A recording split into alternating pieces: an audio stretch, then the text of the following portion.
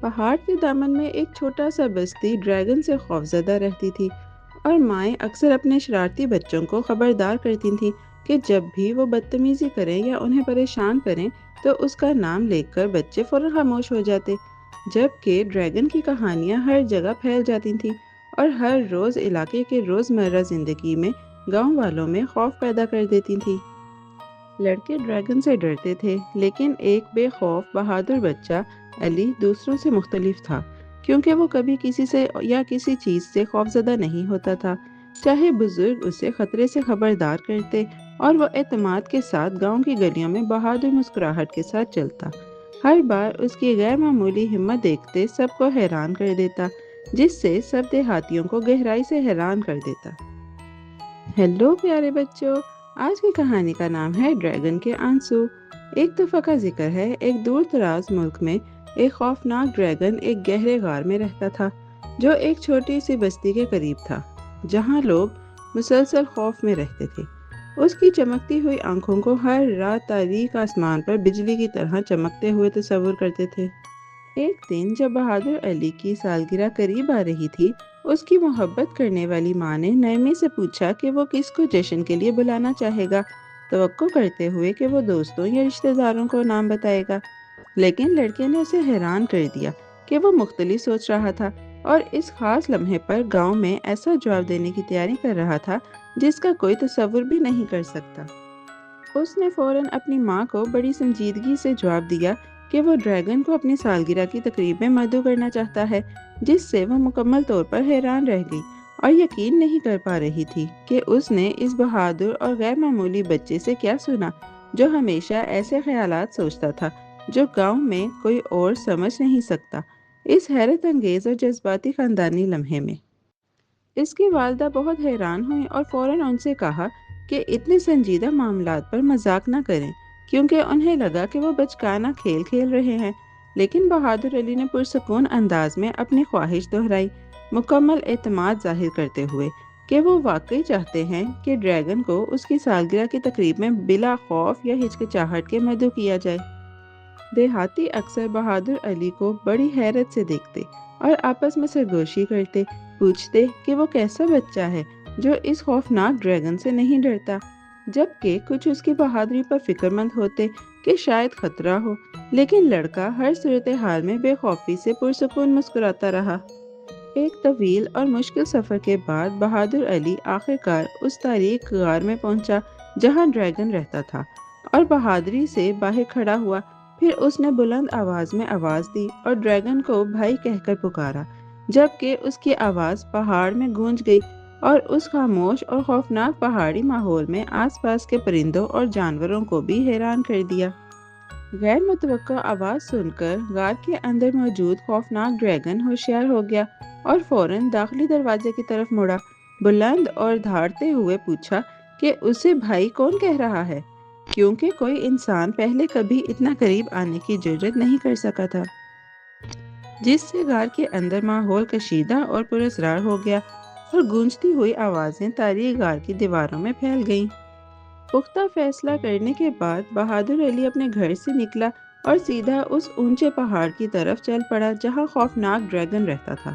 کھردرے راستوں اور خاموش جنگلات سے گزرتا ہوا بغیر کسی خوف کے، جبکہ گاؤں والے اسے حیرت سے جاتے دیکھ رہے تھے، اس کی ہمت اور اس خطرناک سفر کے لیے عجیب عزم کو سمجھنے سے قاصر، جو اسے اس تقدیر کی طرف لے جا رہی تھی جو سب کو معلوم نہیں تھی۔ ڈریگن مکمل طور پر حیران تھا، کیونکہ اس سے پہلے کوئی انسان اس کی غار کے قریب نہیں آیا تھا اور وہ ہمیشہ تنہائی اور خوف میں رہا تھا۔ لیکن اب یہ بہادر بچہ مسکراتے ہوئے اور بے خوف کھڑا تھا، بار بار اپنی دعوت دہراتا ہوا، جس سے ڈریگن کو آہستہ آہستہ احساس ہوا کہ اس پراسرار پہاڑی غار کے اندر پہلی بار کچھ خاص ہو رہا ہے۔ اچانک اژدہا جذباتی ہو گیا اور اس کی آنکھوں سے آنسو بہنے لگے، کیونکہ اس نے پہلے کبھی مہربانی محسوس نہیں کی تھی، اور وہ اتنا زور سے رو پڑا کہ اس کے آنسو جمع ہو گئے اور ایک بہتا ہوا دریا بننے لگا۔ حتیٰ کہ بہادر علی بھی حیران رہ گیا، جو اس جذباتی موڑ کے لمحے میں پہاڑ کی جادوئی اور گونجتی ہوئی غار میں حیرت سے سب کچھ دیکھ رہا تھا۔ بڑی ہمت کر کے بہادر علی نے ڈریگن کو بتایا کہ وہ اسے اگلے دن ہونے والی سالگرہ کی تقریب میں مدعو کر رہا ہے، جہاں مزیدار کھانا پیش کیا جائے گا، جس سے ڈریگن کو گہری حیرت ہوئی، کیونکہ کسی انسان نے اسے پہلے کبھی مدعو نہیں کیا تھا، اور وہ بچے کی بے خوف اور مہربان دعوت پر یقین نہ کر سکا، جو اس لمحے غار کی ماحول میں عجیب انداز میں گونج رہی تھی۔ جب وہ آنسوؤں کے بہتے ہوئے دریا میں آگے بڑھنے لگے تو کچھ ناقابل یقین ہوا،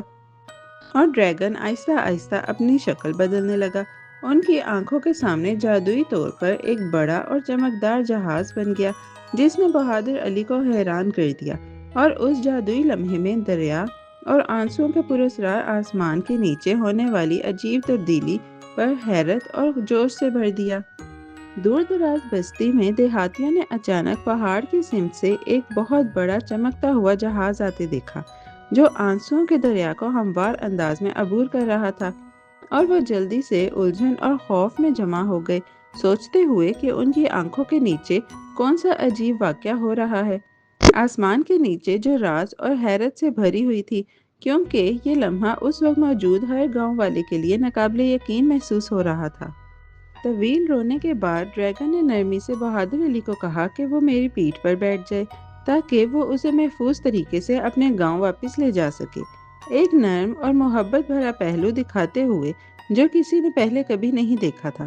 جب آنسوؤں کا دریا ان کے نیچے بہہ رہا تھا اور ماحول ان کے ارد گرد جادوئی اور پرسکون محسوس کر رہا تھا،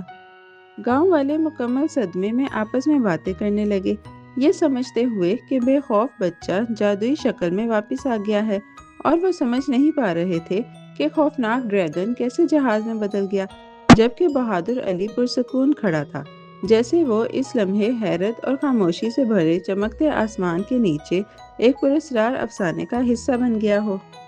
بستی کے قریب پہنچ کر جادوئی جہاز آہستہ آہستہ رک گیا، اور آس پاس کے پانی پرسکون اور خاموش ہو گئے، جبکہ دیہاتی حیرت سے کھڑے تھے، بولنے یا حرکت کرنے سے قاصر، جب وہ اس عجیب تبدیلی کو سمجھنے کی کوشش کر رہے تھے جو ان کی آنکھوں کے سامنے اس ناقابل فراموش اور جادوئی آمد کی منظر میں ہوئی تھی۔ جب جہاز بستی کے قریب پہنچا تو سب اور زیادہ حیران رہ گئے، جب انہوں نے دیکھا کہ کپتان جو فخر سے ڈیک پر کھڑا تھا وہ کوئی اور نہیں بلکہ بہادر علی خود تھا، وہ بے خوف بچے جو پہاڑ پر گیا تھا۔ گاؤں والے بالکل بے زبان اور اس ناقابل یقین اور جادوئی تبدیلی کے لمحے میں اصل میں ہونے والے واقعات کو سمجھنے سے قاصر رہ گئے۔ آخر کار گاؤں والوں نے سمجھنا شروع کیا کہ بہادر بچے نے کچھ ایسا تجربہ کیا ہے جو تصور سے باہر تھا، اور خوف کے بجائے وہ آہستہ آہستہ اس کے لیے احترام اور حیرت محسوس کرنے لگے، جبکہ ڈریگن کے آنسوؤں اور تبدیلی کی کہانی بستی میں ایک پراسرار کہانی کی طرح پھیل گئی، جو آنے والی نسلوں تک گاؤں کے شام کی محفلوں میں سنائی جاتی رہی۔ آخر میں سب کچھ پرامن ہو گیا۔ جب بہادر علی جادوئی جہاز پر کھڑا تھا، گاؤں والوں کو پرسکون آنکھوں سے دیکھ رہا تھا، جبکہ ڈریگن کے آنسو آہستہ آہستہ مدھم ہو رہے تھے، اور تبدیلی کا راز سب کے دلوں میں رہ گیا، جس نے انہیں ساحلی گاؤں کے پرامن آسمان کے نیچے دیکھے گئے حیرت انگیز واقعات پر حیران اور خاموش چھوڑ دیا، جو ہمیشہ کے لیے بدل گئے۔ اس کہانی کے پرامن اختتام میں بہادر علی کی ہمت سب کی یاد میں رہی، اور گاؤں آہستہ آہستہ پرسکون زندگی میں لوٹ آیا، لیکن ڈریگن کے آنسوؤں اور جادوئی تبدیلی کا راز دلوں میں زندہ رہا، یاد دلاتا رہا کہ حقیقی بہادری دنیا میں غیر متوقع عجائبات لا سکتی ہے، چاہے ڈریگن کی کہانی ہمیشہ کے لیے اس گاؤں میں ختم ہو جائے۔ اس حیرت انگیز سفر نے سب کو سکھایا کہ حوصلہ اور مہربانی معجزے پیدا کر سکتی ہے، اور سب سے زیادہ خوفناک مخلوق بھی نرم دل چھپا سکتی ہے، جبکہ اصل بہادری صرف بے خوفی نہیں بلکہ صحیح کام کرنے میں ہے، جیسا کہ بہادر علی کی ڈریگن سے ناقابل فراموش ملاقات اور اس کی جادوئی تبدیلی سے ظاہر ہوتا ہے، جس نے پورے گاؤں کی تقدیر ہمیشہ کے لیے بدل دی۔ آخر میں بہادر علی، ڈریگن اور جادوئی آنسوؤں کے دریا کی کہانی ایک لازوال حوصلہ، مہربانی اور حیرت کی کہانی بن گئی، جو سب کو یاد دلاتی ہے کہ جب زندگی میں بہادری ہمدردی سے ملتی ہے تو غیر معمولی واقعات ہو سکتے ہیں۔ تو پیارے بچوں، آج کی کہانی یہی ختم ہوتی ہے۔ بہت جلد ہم ایک نئی اور دلچسپ کہانی کے ساتھ واپس آئیں گے۔ Bye bye. پیارے بچوں، کیسی لگی آپ کو یہ کہانی؟ ایسی ہی مزیدار کہانیاں سننے کے لیے ہمارے چینل کو لائک، سبسکرائب اور شیئر کرنا مت بھولیے گا۔ Bye bye.